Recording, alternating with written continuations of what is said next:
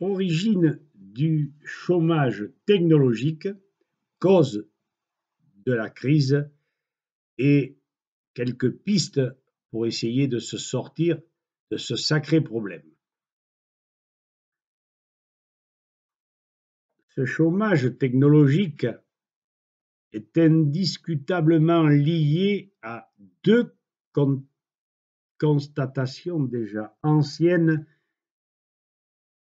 qui sont l'avènement massif, l'avènement massif de la productivité sous la loi de la capitalisation de l'argent. La capitalisation étant un mode de placement financier, elle consiste à intégrer au capital initial les intérêts qu'il a générés durant une période donnée. Le deuxième élément, c'est la loi du marché.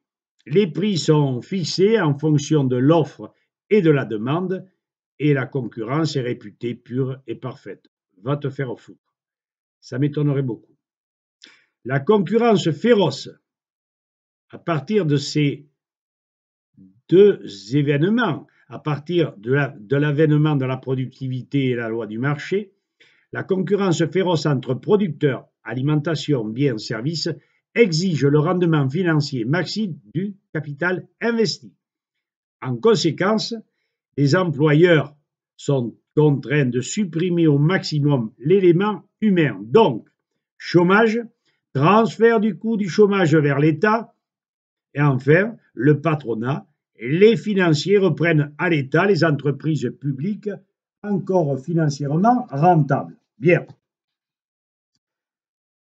Il découle de cela que les chômeurs vont être nombreux, qu'ils ne vont pas percevoir des allocations suffisantes et qu'il va y avoir un étranglement des échanges commerciaux.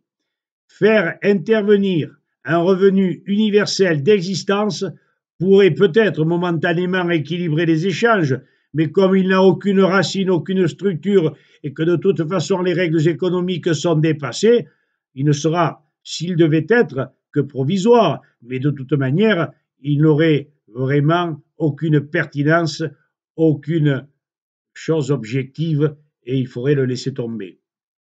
Les politiques, les économistes oublient la nécessaire parité entre la valeur monétaire globale des biens produits et une émission monétaire gratuite équivalente. Or, le fait que ça n'existe pas, ceci empêche la fluidité continue et complète des échanges. Vous sortez 100, vous imprimez 100 euros, vous avez 100 poulets à 1 euro, si vous distribuez les 100 euros, les poulets s'écouleront, à moins que vous n'aimiez pas les poulets. C'est dérapage. Tous les invendus venant d'une mauvaise répartition de la monnaie déstabilisent, voire même ruinent une partie des producteurs. Les plus concurrentiels sont tentés d'aller sur des productions souvent nuisibles, comme l'armement, soit inutiles ou secondaires. Production absorbée par des pays financièrement riches ou des acheteurs citoyens très à l'aise dans leur trésorerie. J'oublie volontairement pour simplifier que jusqu'à présent, nous ne vivons à 90% que sur des crédits alloués par les banques et qu'il n'est certes pas étonnant que chacun, l'État, les entreprises, les particuliers subissent les corollaires de la crise, soi-disant crise, et la fort mauvaise circulation monétaire qui revient trop souvent dans les mêmes poches, c'est-à-dire des gens improductifs. Pas d'équilibre entre une production nécessaire et suffisante et une production découlant des vieilles lois de l'économie de marché, qui a toujours été la foire d'empoigne où seul l'intérêt est roi. En d'autres termes, le désordre, les déséquilibres, les gaspillages, la chienlit, le bordel, quoi. Ça ne peut pas durer. On aura intérêt à ce que notre président s'entoure d'un solide et honnête économiste. Si par contre était appliquée la loi de l'équilibre entre valeur des biens produits et l'émission monétaire équivalente, chaque citoyen actif, chômeur, retraité, femme au foyer, il n'y aurait pas d'invendus ni de laissés pour compte, étant bien entendu que les plus entreprenants percevraient une juste compensation.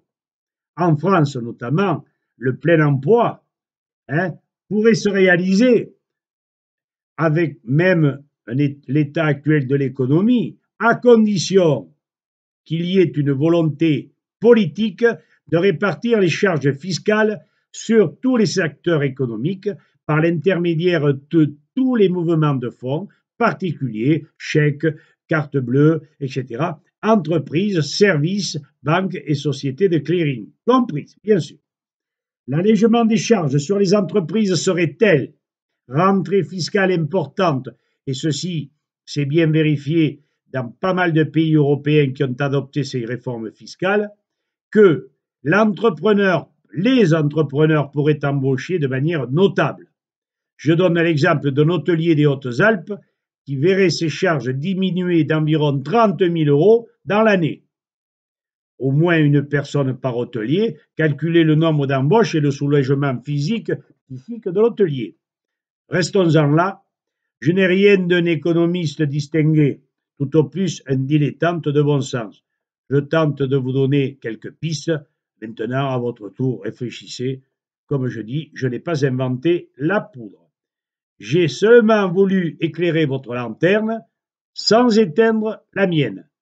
Alors, comme d'habitude, à bon entendeur, salut les copains!